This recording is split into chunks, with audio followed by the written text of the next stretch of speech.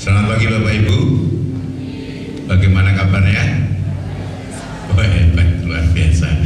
Nah, lambaikan tangan buat Tuhan pagi hari ini. Haleluya. Kita bersyukur dan patut bersyukur karena pagi hari ini kita masih bisa beribadah. Ini satu tanda kasih kemurahan Tuhan yang diberikan kepada kita. Kita tidak bisa membalas dengan uang, membalas dengan harta, kedudukan, saudara. Tapi yang Tuhan inginkan adalah hati yang rindu, hati yang cinta sama Tuhan. Amin. Kita tundukkan kepala, kita berdoa bersyukur sama Tuhan. Bapak, kami rasakan kebaikan-Mu. Sampai saat ini Kau masih memelihara kami, memberi kekuatan, kesehatan, bahkan memberikan kami iman yang luar biasa, iman yang teguh, sehingga kami dalam menghadapi segala sesuatu yang tetap belajar bersyukur. Karena dalam bersyukur itu, mengucap syukur itu ada kekuatan, ada mujizat, ada kemuliaan yang luar biasa. Ayo bersyukur Tuhan. Kami memuliakan nama-Mu. Kami tinggikan Engkau karena Engkau Bapa yang setia. Amin, haleluya. Glory, glory, haleluya.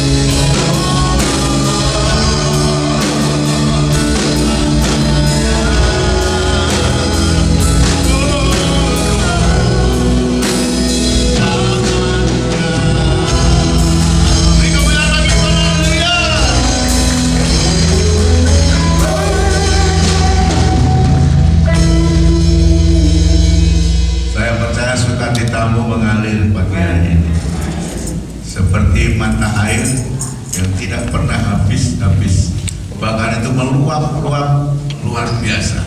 Dan sukacita itu dari surga itu akan memberi kekuatan yang baru. Ada pengharapan yang baru.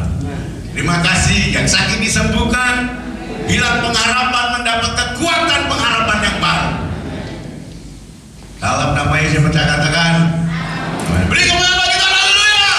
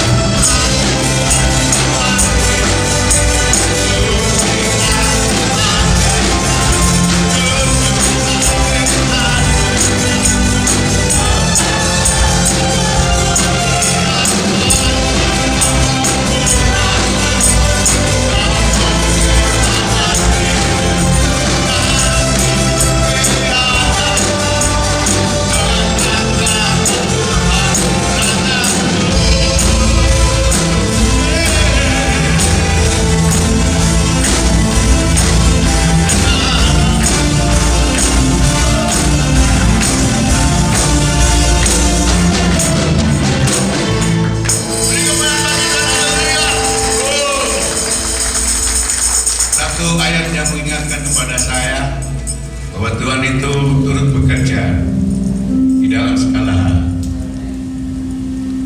perkara. Tuhan akan memulihkan, Tuhan akan membuat saudara akan menjadi baru setiap hari. Amin. Amin. Beri kemuliaan bagi Tuhan. Haleluya.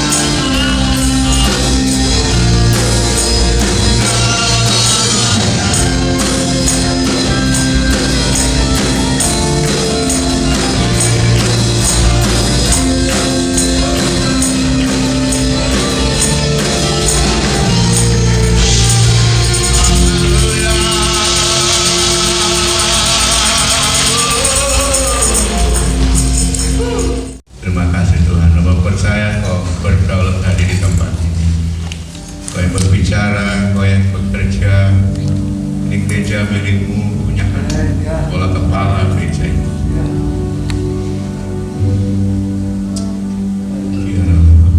Saya nggak tahu ini. Berlatih tetap menyembah sama Tuhan. Berikan yang terbaik bagi Tuhan.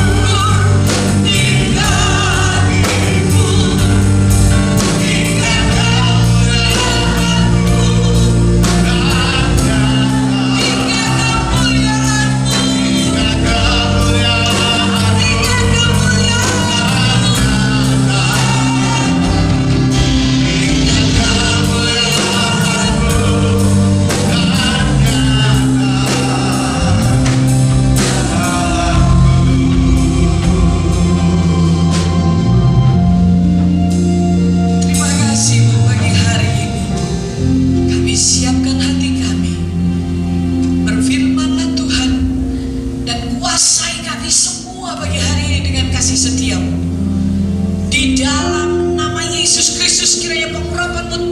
atas kami, sehingga kami semuanya dapat menangkap kebenaran firman-Mu. Terima kasih ya Tuhan. Dalam nama Yesus, semua yang siap dengar firman katakan amin. Silakan. Shalom semuanya. Tolong dinyalakan semua yang belakang ya. Saya percaya sukacita Tuhan pagi hari ini ada di dalam diri kita ya. Saudaraku, dengan berjalannya waktu, ya setelah 1 tahun lebih kita menghadapi masalah-masalah yang baru, corona ya, dan juga akhirnya menyangkut semua masalah-masalah yang baru. Ada banyak hal, baik ekonomi, kesehatan, keterbatasan, semuanya berubah. Jualan juga berubah ya. Dulunya tuh orang bisa bersendoguro ketika makan, tapi sekarang sudah nggak boleh lagi. Nah, saudara, kadang-kadang kita merasa lelah. Kadang-kadang kita juga bingung menghadapi ini apa lagi yang harus aku lakukan supaya hidupku tuh kuat, karena kondisi seperti ini harus ditangani atau dilawan dengan semangat yang tinggi. Sebab kalau semangat kita itu loyo, kita turun, maka kita tidak punya kekuatan. Amsal berkata, Amsal 24 ya, ayat 10 berkata begini, ketika kita dalam masa kesesakan, kita harus tetap bersemangat. Sebab kalau semangat kita hilang, maka kecillah kekuatan kita. Nah saudara, itulah sebabnya apapun yang terjadi, kita harus menjaga semangat. Nah sekarang bagaimana caranya? Saudara, pagi hari ini saya ingin menyampaikan tentang sebuah daerah yang mengagumkan sekali, bisa ditayangkan ya. Nah ini namanya Galilea. Ini sebuah tempat di mana Tuhan Yesus itu ada di situ, dan ada hal-hal rahasia yang besar yang pernah terjadi di Galilea. Saudaraku, kita Galilea itu kalau di peta itu ya, Galilea itu sebelah utara, Yerusalem itu sebelah selatan. Dan di Galilea ini ada apa tuh sebenarnya? Dan apa hubungannya dengan kehidupan kita sehari-hari? Saudara, ketika saya mendapatkan kata pemahaman tentang Galilea ini, saya berkata waktu itu, ya ampun Tuhan, kenapa kok saya melewatinya? Karena yang namanya kota Galilea ini ada rahasia-rahasia yang tersembunyi. Mari kita buka kitab Matius 28. Ya, kita akan membaca ayat 16 sampai yang ke-20. Saya tidak akan berbicara tentang pengutusan khusus, tetapi ini adalah hal-hal yang luar biasa. Matius 28 ayat 16 sampai 20. Saya akan membacakan atau kita baca bersama-sama ya, karena hanya 1, 2, 3, 4, 5 ayat. Ya, sudah ketemu Alkitabnya? Kalau saudara bawa Alkitab, HP, tolong pas ada WA masuk, coba pindah ya. Jangan dipindah lihat WA terus balik lagi ke Alkitab. Tolong please ya. Mari kita menyimak bersama.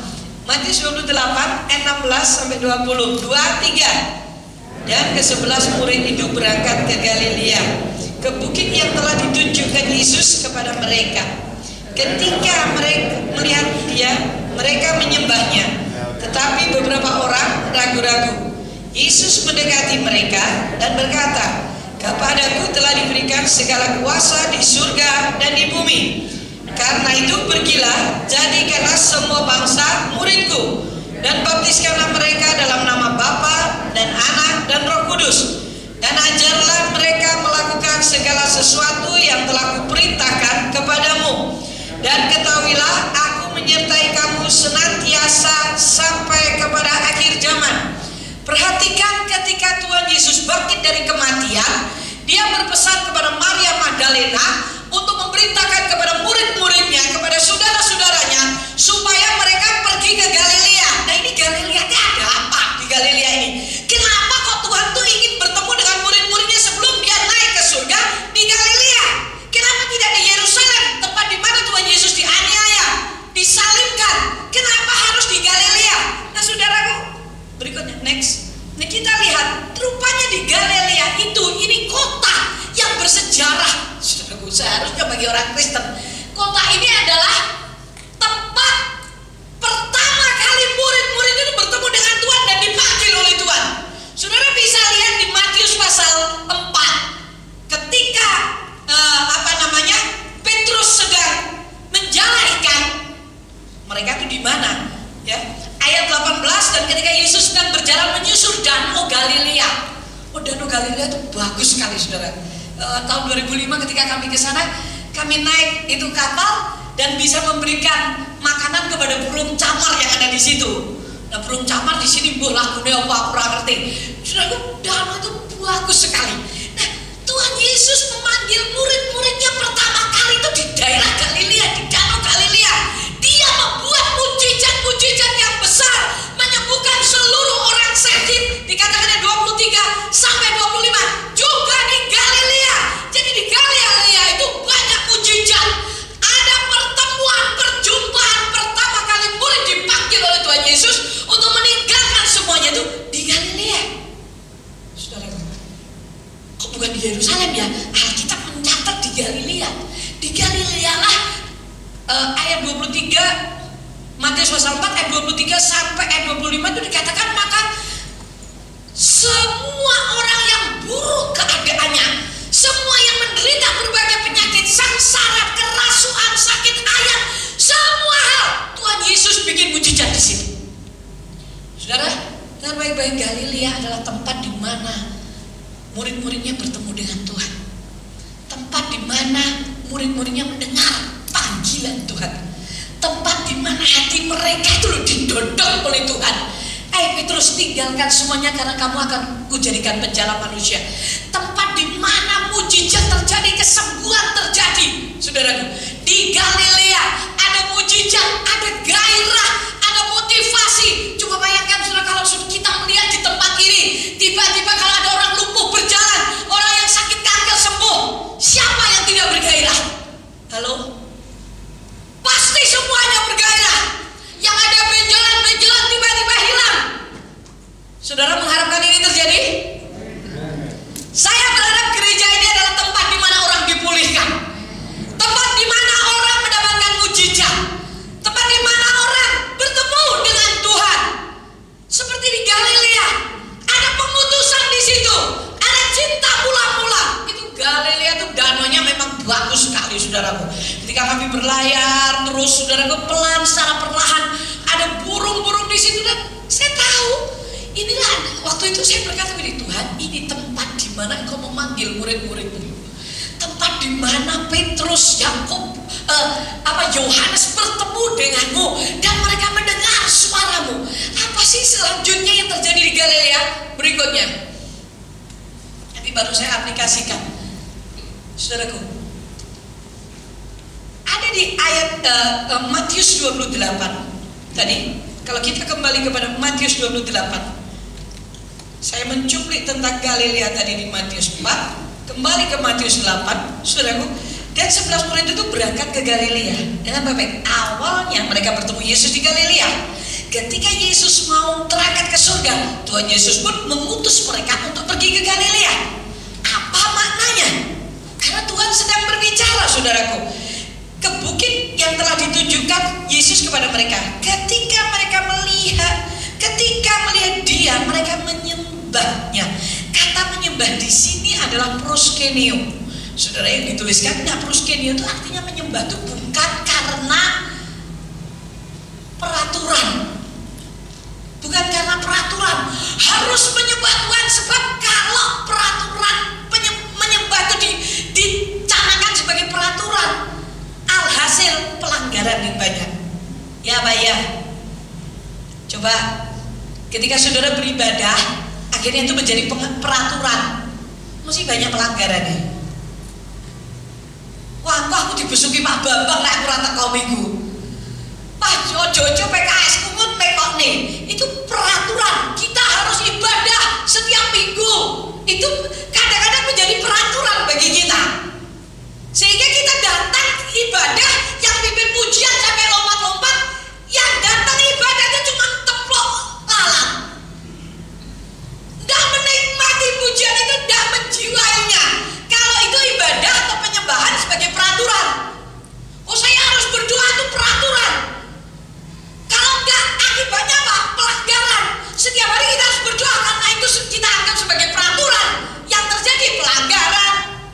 apa bener? Lihat itu pakai helm, jadi peraturan. Dengan kasih langgar toh. Ketika ada verboden di situ, strip tanda merah nggak boleh.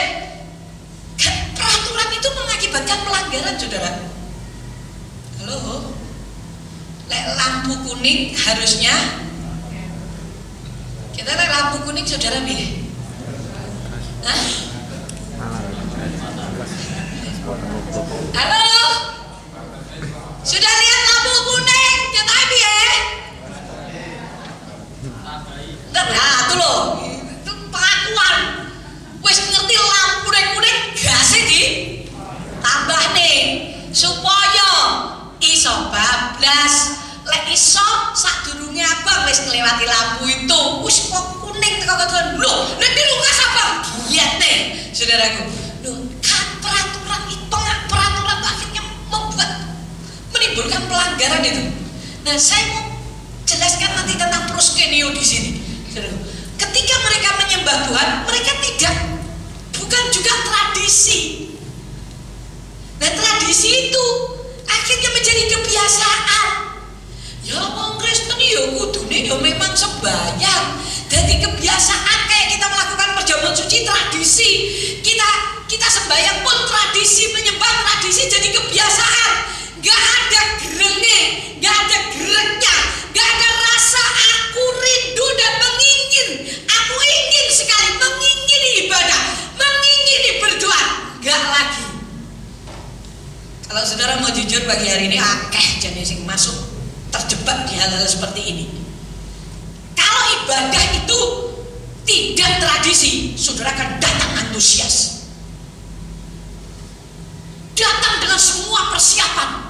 Malam itu sudah mempersiapkan baju mana besok yang mau dipakai. Orang itu gedua dapat sakarepe jipo kelambi kelingan, kelambi ini wis digede bisa. Untung semua pakai masker jadi rene sing mampu. Coba gak pakai masker, gereng gitu saudaraku. Ora disetliko, kelambi wingi wis sedina bar tinggi. Sandale apa sepatu nek jane nek sepatu ning yo penak gawe sandal. Oh mandak ning Gusti, kalau ning gereja wae kok kudu gawe sepatu. Ini wong bagi saya bilang ya, nun sewu, nesu ya karepmu wis gak apa-apa. Kuwi nyepelekne Gusti ya. Saudaraku, bukan lagi tradisi yang akan menjadi kebiasaan. Orang kalau sudah biasa gak merasa apa-apa. Lihat itu suami istri, karena sudah hidup serumah, akhirnya menjadi biasa. Dulu waktu pacaran, belum tinggal bersama, suka memberikan waktu dan memberikan telinga. Ya Pak ya. Ada ndak orang pacaran itu nggak suka dengar yang diceritakan pacarnya? Semua dengar. Coba saiki setelah 15 tahun menikah, bojone lagi cerita, cerita terus kupingku tuh berubuk loh. Dulu pengen duduk dekat, kalau boleh seandainya peraturan boleh nyender, saiki udah disenderi loh. Ngopo kok ini barang? Itu kebiasaan saudaraku. Karena itu tradisinya menjadi tradisi, jadi kebiasaan kayak gak ada rasa apa-apa. Sing kroso pagi ini ibadah saudara gak merasakan apa-apa, gak ada gerenge hari ini bertobat ya. Saya minta saudara berbalik untuk kembali Galilea. Nah, terus bukan juga karena takut tuh ujungnya takut dihukum, saudaraku. Memang ada orang yang ragu-ragu di sini. Ketika murid-murid menyembah, ada beberapa orang di antara mereka ragu-ragu. Itu pasti terjadi. Jadi begini saudaraku, ketika kita menyembah Tuhan, beribadah ini kita memberikan penyembahan kepada Tuhan. Kalau ada di antara kita tuh ragu-ragu, wajar logis itu. Ketika Yesus bangkit pun ada beberapa murid yang ragu-ragu tentang kebangkitan Yesus. Mereka mikir ini hantu apa tenanan, padahal Tuhan Yesus sudah hidup bersama dengan mereka.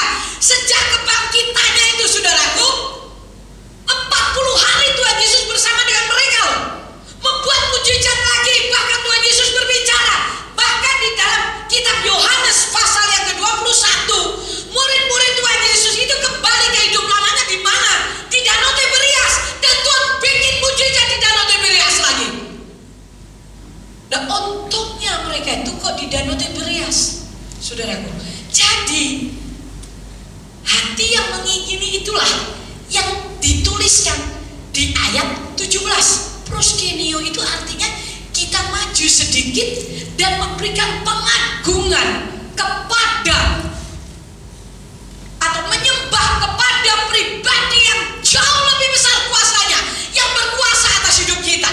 Nah, ketika saudara dan saya menyembah seperti ini, bahkan dituliskan, diartikan, saudaraku, proskenio itu, saudara yang pernah punya anjing, dirawat sejak kecil. Saya ingat Aldo sudah mati. Sejak kecil dirawat, dan Aldo itu dekat dengan Pak Bambang. Pak Bambang itu kalau merawat ampun, dia tidak akan keluar dari besuk, dari apa, masuk Pak Bambang pasti bertanya, Aldo wis dikei makan. Dia nggak tanya, bojoku mau mangan apa urung, tapi Aldo wis dikei makan. Baru tak tanya lagi, kok mesti ngono ya? Lho lek kan iso jemput dhewe lek Aldo kan enggak. Saya dijawab gitu, saudara. Ya sudah. Ya. Jawabannya cosplong, tidak bisa dibantah. Nah, satu ketika Pak Bambang pergi beberapa hari, saya ada di rumah. Waktu singkat cerita Pak Bambang pulang, nah Aldo di kandang. Ketika Aldo dilepas dari kandang, tahukah saudara, seekor anjing itu kalau sudah bendoro itu punya rasa rindu. 3 hari dia nggak ketemu Pak Bambang, yang makannya juga bukan Pak Bambang, saudaraku. Padahal waktu itu ada Boe, ada siapa yang makani. Beda kalau Pak Bambang. Ketika Aldo itu dilepas, Pak Bambang, saya ingat sedang duduk di bawah di dekat meja makan situ. Dia panggil Aldo, jual tau gitu, saudara. Dekat Pak Bambang mengok, Aldo datang gapruan mukanya, sampai permisi kata matanya Pak Bambang tuh langsung merah karena gapruan dengan Aldo. Saudara tahu yang Aldo perbuat adalah jilat-jilat Pak Bambang. Dia mendekat kepada Pak Bambang, rasanya pengen dipeluk. Nah, sebenarnya arti kata proskenio itu seperti itu. Seperti seekor anjing, kita tuh diibaratkan kayak anjing yang datang kepada Tuhan, yaitu Yesus Kristus. Seperti perempuan Sirofenisia itu datang dengan kerinduan karena sudah tidak bertemu. Rasanya lama, ada rasa kangen, ada rasa pengen peluk, ada rasa pengen, aku hanya aman di dalam Engkau. Ini loh yang dilakukan oleh murid-murid Yesus ketika mereka bertemu dengan Tuhan Yesus sebelum Yesus naik ke surga. Mereka menyembah Tuhan dengan kerinduan, dengan hasrat yang tinggi di dalamnya. Dan itu terjadi di Galilea, bukan di Yerusalem. Yang terakhir, yang ketiga, di Galilea lah Tuhan menyatakan, berkata kepada murid-muridnya, ayat 18, Yesus mendekati mereka dan berkata, setelah Yesus merasakan penyembahan mereka, batinnya Tuhan Yesus itu hanya tertarik ketika ada hati yang rindu. Tak kasih tahu, saudara, Tuhan Yesus gak pernah tertarik dengan negeri kita. Tuhan Yesus gak tertarik dengan uang kita, karena emas di Timika, di Papua itu miliknya. Tuhan Yesus tidak tertarik dengan talenta kita, tapi Tuhan Yesus itu sangat tertarik dengan hati. Makanya Daud itu adalah seseorang yang mempunyai hati yang mudah dibentuk, yang mudah ditegur. Saya sering mengutip bahwa perbedaan antara Saul dan Daud itu bagaikan bumi dan langit. Kalau tentang dosa, Daud ini dosanya sak gunung lawu, Saul cuman sak pikep. Daud sak gunung lawu. Daud ini orang bilang kurang ajar. Wis duwe bojo ayu ya, saya pengen bojone wong. Udah bojone tok sing dijipuk. Dudu orang perempuannya tok yang diambil. Sing lanang dipateni pisan. Loh, terus alus mateni ini dikon perang. Sudah ngomong sama panglimanya, taruh dia di sana. Nanti semuanya mundur ya, biar dia yang perang sendiri. Ini gak kurang ajar tau, kayak gini. Nek menurut saudara dia apa gini? Nek gereja wong kayak gini. Hah? Gawah apa ya? Sopo sing gelem PKS nampa wong kayak gini? Tapi saya mau, karena saya tahu saya bisa melihat hati seseorang. Daud ini wis ra genah. Betseba diambil. Kayak kurang, dia itu seorang raja. Nah Saul itu apa tuh kesalahannya? Cuman ketika Daud ditegur, Daud ngomong, waduh, langsung turun dari tahta merendahkan diri. Barang Saul bulat kayak bendera. Kalau saudara seringkali ditegur bulat kayak bendera, hati-hati loh ya, hati-hati. Saudara bulat kayak bendera, angel kalau ngomong ya aku salah. Daud enggak. Perhatikan, Yesus ketika di Galilea dia berkata kepada murid-muridnya, segala kuasa di bumi dan di surga itu sudah ada di tanganku. Di Galilea lah dia menyatakan bahwa segala kuasa di bumi dan di surga itu ada di tangan Yesus Kristus. Murid-muridnya menangkap hal ini. Murid-murid yang dibekali dengan pengertian bahwa seluruh kuasa, baik maut ataupun hidup, dikatakan di dalam kitab Roma pasal 8, baik pemerintah-pemerintah, penguasa-penguasa, setan, iblis, seluruhnya, seluruh kuasa itu ada di tangan Tuhan. Dengan arti kata, di tempat itulah, di Galilea itulah, murid-muridnya itu mendapatkan satu pewahyuan. Mulai hari ini seluruh kuasa ada di tangan Tuhan, dan roh yang ditaruh di dalam diri kita jauh lebih besar daripada roh yang ada di dalam dunia. Itulah sebabnya aku tidak perlu takut, aku tidak perlu khawatir, aku tidak perlu ragu lagi. Yang penting cuma satu, ingat peristiwa di Galilea. Ketika murid-muridnya sudah berjalan, ketika murid-muridnya sudah melakukan pemberitaan kabar keselamatan ini, dikatakan di situ ajarkan mereka. Jadi, saudaraku, di bumi dan di surga itu sudah ada tangannya. Bahkan Tuhan Yesus menunjukkan kepada murid-muridnya bahwa Pilatus, ahli-ahli Taurat, orang-orang Farisi itu tidak berkuasa atas dirinya Tuhan Yesus. Dia memang mati karena memang Bapa menginginkan itu. Saudaraku, Yesus mati bukan karena ahli Taurat, orang Farisi atau Pilatus, tidak. Mereka hanya sebagai istilahnya saluran saja, alat yang dipakai supaya Yesus bisa mati. Karena kematian Kristus ini tersembunyi bagi setan. Setan berpikir Yesus mati selesai, tapi Bapa punya rancangan yang besar. Melalui kematian Kristus justru ada kemerdekaan, justru ada pemulihan, justru ada keselamatan, justru ada mujizat besar yang terjadi. Melalui salib Kristus ada kekuatan. Setan gak ngerti, ditutup semuanya ini. 1 Korintus pasal 2, rancangan kematian Kristus ini tertutup bagi setan. Gak diketahui. Kalau setan ngerti, digagalkanlah rencana kematian Kristus ini dengan cara apapun juga. Dan Yesus menyatakan kepada murid-muridnya pada waktu itu di Galilea, seluruh kuasa ada di tanganku. Itulah sebabnya pergi kamu, jadikan semua bangsa itu muridku. Bukan sekedar orang percaya, ajari mereka yang tidak bisa berdoa menjadi bisa berdoa, yang takut menjadi berani, yang tidak bisa berkata tidak kepada dosa menjadi bisa berkata tidak kepada dosa. Ini yang namanya memuridkan. Di situ bahwa Tuhan Yesus menyatakan di Galilea itu ada pertemuan dengan Tuhan. Bahkan pemuridan itu terjadi di Galilea. Saudara baca Matius pasal 5 sampai pasal 7, itu khotbah di bukit. Itu Tuhan Yesus khotbah di bukit ngajari.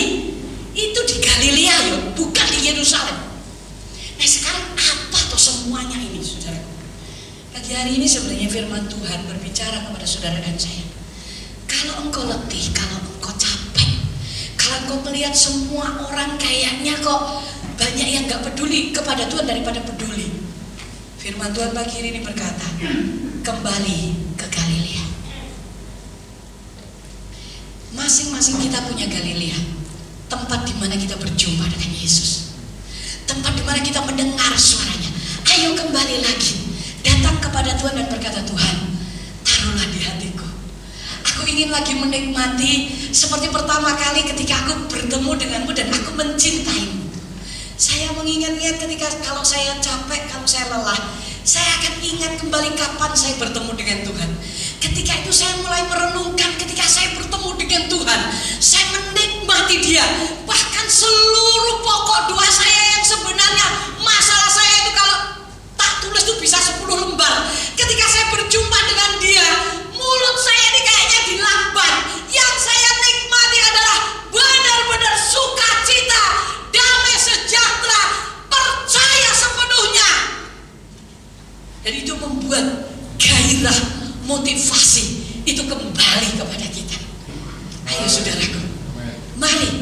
kalau saudara hari-hari ini merasa bahwa ada banyak beban berat, ada perkara-perkara yang belum bisa kita selesaikan, atau mungkin yang melayani itu sudah rasanya ya melayani sih melayani, tapi menjadi tradisi, atau itu peraturan, kembali ke yang pertama ya, atau itu ya sudahlah saya biasa saja, saya berdoa ya tetap berdoa, tapi gak ada gairah. Siapa yang bisa mengetahui yang ini kecuali saudara dan saya dan Tuhan. Saudara, gak ada lagi. Karena ketika saudara kembali lagi ke Galilea itu, di situ saudara akan mendapatkan pewahyuan bahwa seluruh kuasa itu ada di tangan Tuhan kita. Tidak ada perkara yang tidak bisa diselesaikan, tidak ada penyakit yang tidak bisa disembuhkan, tidak ada ekonomi yang tidak bisa dipulihkan, tidak ada kesukaran yang tidak bisa diatasi. Karena Galilea adalah tempat di mana saudara dan saya berjumpa dengan Tuhan. Ketika ini kita kembali ke sana, saya percaya hidupmu akan menjadi orang yang bersemangat lagi. Kita akan menjadi orang yang antusias lagi. Saudaraku, kadang-kadang ketika saya bertemu dengan teman-teman saya bertanya kepada saya, Bu ya, aku dulu Bu lagi orang tahu sedih. Maksudmu piye? Saya bilang, iya kita setiap khotbah ya tetap bersemangat. Khotbah wong 5 tok ya bersemangat.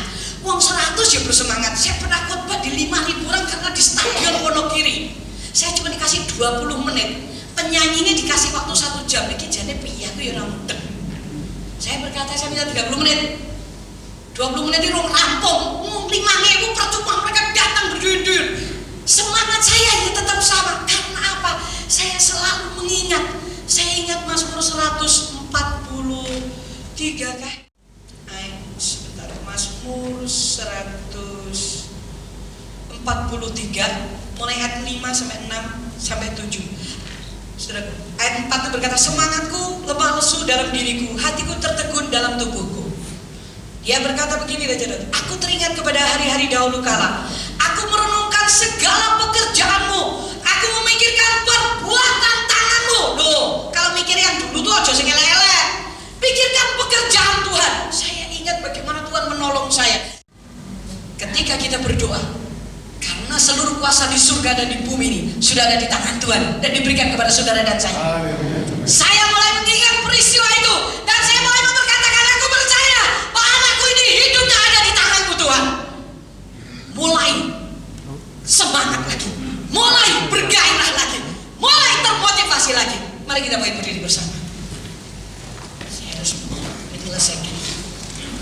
Saya rindu pagi hari ini saudara kembali ke Galilea, di tempat di mana saudara pernah berjumpa dengan Tuhan. Ayo saudara yang sudah mulai merasa ibadah tuh kayak jadi beban, komsel beban. Mari saya ajak saudara kembali ke Galilea, tempat di mana saudara dan saya pernah berjumpa dengan Tuhan. Tempat di mana cinta mula-mula itu muncul. Cinta membuat kita itu benar-benar bergairah. Saya rindu pagi hari ini saudara kembali ke Galilea. Kembali di mana saudara mendengarkan suara Tuhan, pengutusan, pemanggilan, mujizat itu disediakan bagi saudara dan saya. Dengan segenap hati dan dengan segenap jiwaku akan budi ku cinta kau Tuhan, ku cinta kau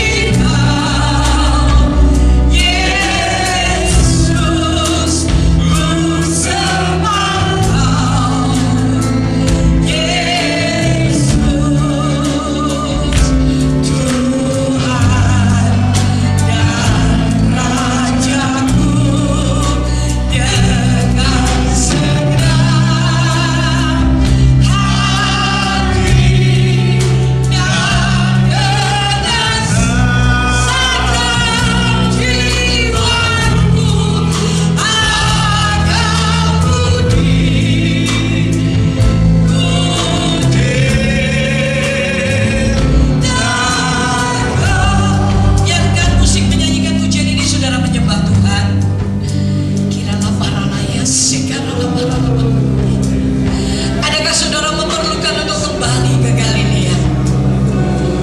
Taruhlah tanganmu yang satu di dadamu dan yang satu tengadahkan kepada Tuhan. Saya akan berdoa dari tempat ini. Tuhan, kerinduan hambamu hanya melihat umatmu ketika bertemu denganmu itu dengan seluruh gairah, dengan seluruh kerinduan, dengan hati. Tetapi Engkau tahu ada banyak perkara yang membuat kami tidak lagi masuk di sana. Kami tidak lagi bisa menyembahmu seperti kerinduan Tuhan yang mula-mula. Dan sekarang lihatlah tangan-tangan anakmu diangkat kepadamu. Karena hanya Engkau yang bisa menumbuhkan rasa cinta itu. Kembalikan kami ke Galilea. Kembalikan setiap yang tangan yang diangkat itu kembali ke waktu, ke masa di mana kami pernah berjumpa denganmu. Berikan pewahyuan bahwa seluruh kuasa di surga dan di bumi itu sudah ada di tanganmu. Sehingga kami mempunyai keberanian di dalam nama Yesus Kristus. Lawat kami Roh Kudus, lawat kami, ikat kami, tarik kami masuk ke dalam, di dalam nama Yesus Kristus. Karena kami tahu di Galilea itu ada mujizat, di Galilea itu ada pemulihan, di Galilea ada kesembuhan, di Galilea itu ada pengajaran yang memuridkan, bahkan di Galilea itu ada pengutusan. Tuhan, pagi hari ini aku rindu, hamba rindu umatmu masuk lebih dalam lagi di dalam nama Yesus Kristus. Seluruh selubung yang menutup mata kami dihancurkan di dalam nama Yesus. Ketika hati kami berbalik, maka selubung ini rontok dalam nama Yesus.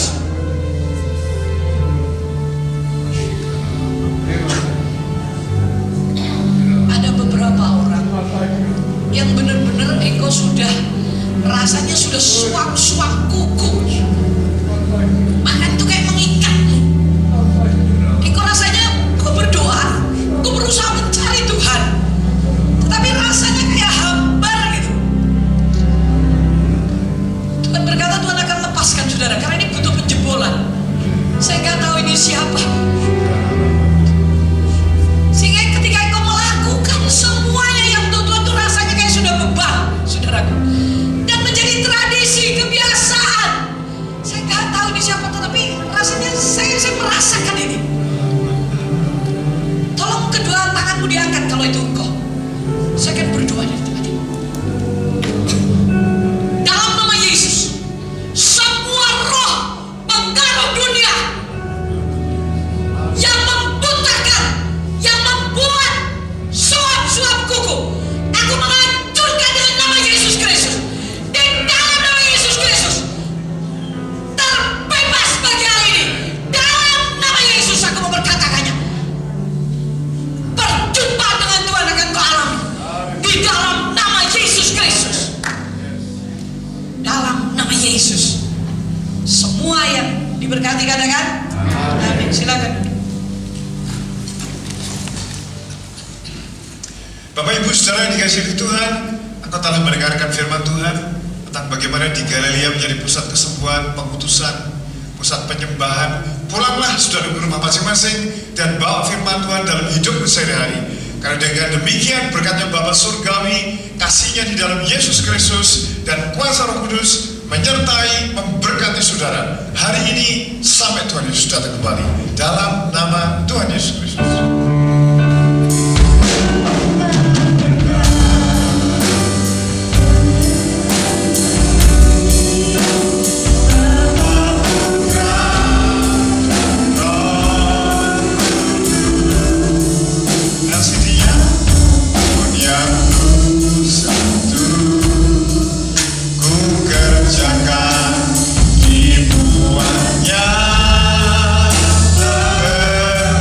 See